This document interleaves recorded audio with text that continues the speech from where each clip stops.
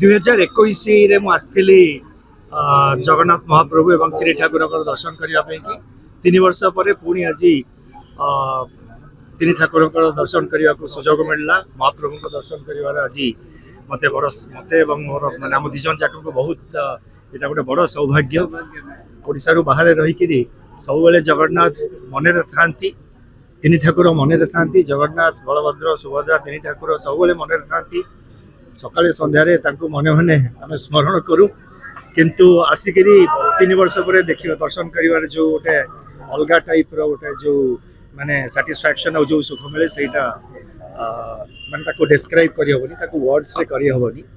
ଆଉ ବାକି ଜଗନ୍ନାଥ ମହାପ୍ରଭୁ ସମସ୍ତଙ୍କର ମଙ୍ଗଳ କରନ୍ତୁ, ଦେଶର ମଙ୍ଗଳ କରନ୍ତୁ, ଦେଶର ସବୁ ଦେଶବାସୀଙ୍କର ମଙ୍ଗଳ କରନ୍ତୁ, ଆମର ଅର୍ଥନୀତିର ମଙ୍ଗଳ କରନ୍ତୁ। ସେଇଆ ହେଉଛି ଆମର ପ୍ରାର୍ଥନା ସବୁବେଳେ ଜଗନ୍ନାଥ ମହାପ୍ରଭୁଙ୍କୁ। ସମସ୍ତଙ୍କ ଉପରେ ତାଙ୍କର ହାତ ଆଶୀର୍ବାଦର ହାତ ଥାଉ। Thank you. Puri Ravindra Kumar report, मुसिका न्यूज।